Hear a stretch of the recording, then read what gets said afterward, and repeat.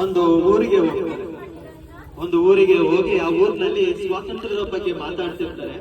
ಆ ಗ್ರೂಪ್ ನಲ್ಲಿ ಒಂದು ಪುಟ್ಟ ಹುಡುಗಿ ಇರ್ತಾಳೆ. ಸೊ ಅವಳು ಕೂಡ ಮಹಾತ್ಮ ಗಾಂಧೀಜಿಯ ಸ್ಪೀಚ್ ನ ಕೇಳ್ತಾ ಇರ್ತಾಳೆ.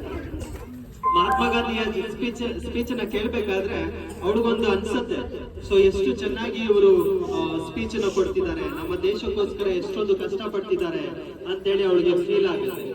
ಅವಳಿಗೆ ಅಲ್ಲಿ ಮಹಾತ್ಮ ಗಾಂಧೀಜಿಯವರು ಬ್ರಿಟಿಷ್ನವರು ಭಾರತೀಯರಿಗೆ ಕೊಡ್ತಿದ್ದಂತಹ ಕಷ್ಟದ ಬಗ್ಗೆ ಹೇಳ್ತಿರ್ತಾರೆ. ಅಂತ ಸಂದರ್ಭದಲ್ಲಿ ಆ ಪುಟ್ಟ ಹುಡುಗಿ ಏನ್ ಮಾಡ್ತಾಳೆ ಅಂತಂದ್ರೆ, ತನ್ನ ಕೈನಲ್ಲಿದ್ದಂತ ಬಳೆ ಮತ್ತೆ ಕತ್ತನಲ್ಲಿದ್ದಂತ ಚೈನನ್ನ ಬೆಚ್ಚಿ ಮಹಾತ್ಮ ಗಾಂಧೀಜಿ ಹತ್ರ ಹೋಗಿ, ತಾತ ಇದನ್ನ ನೀವು ತಗೊಂಡು ನನ್ನ ದೇಶಕ್ಕೆ ಸ್ವಾತಂತ್ರ್ಯ ಕೊಡಿ ಅಂತ ಹೇಳಿ ಕೇಳ್ತಾರೆ.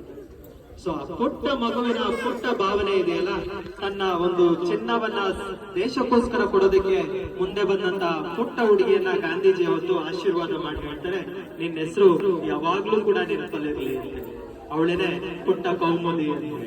ಸೊ ಇವತ್ತು ಆ ಪುಟ್ಟ ಹುಡುಗಿಯ ಕಥೆಯನ್ನ ಹೇಳಿ ಈ ಒಂದು ಕಾರ್ಯಕ್ರಮಕ್ಕೆ ಪೂರ್ಣ ವಿರಾಮವನ್ನ ಇಡ್ತೀನಿ. ಸೊ ಬಂದಂತ ಎಲ್ಲಾ ಪೋಷಕರಿಗೆ ಹೃದಯ ತುಂಬಿ ಧನ್ಯವಾದವನ್ನ ಅರ್ಪಿಸ್ತೀನಿ. ಇದೇ ರೀತಿ ನಿಮ್ಮ ಸಹಾಯ ಸಹಕಾರಕ್ಕೋಸ್ಕರ ಕಾಯ್ತಾ ಇರ್ತೀವಿ. ಸೊ ನಮ್ಮ ಮಕ್ಕಳು ಇವತ್ತೆಲ್ಲ ಹತ್ತಿದ್ದಾರೆ, ತುಂಬಾ ಚೆನ್ನಾಗಿ ಪರ್ಫಾರ್ಮ್ ಮಾಡಿಲ್ಲ, ಬಟ್ ಅವ್ರ ಆನ್ಯುವಲ್ ಡೇಗೆ ರೆಡಿ ಆಗ್ತಾರೆ. ಆನ್ಯುವಲ್ ಡೇಗೆ ನಿಮ್ಮ ಸಪೋರ್ಟ್ ಇಲ್ಲದೆ ಅವರೇ ಮುಂದೆ ನಿಂತ್ಕೊಂಡು ಮಾಡ್ತಾರೆ ಅನ್ನೋ ಭರವಸೆ ಮತ್ತೆ ನಂಬಿಕೆ ನನಗೆ. Thank you very much. Have a nice day.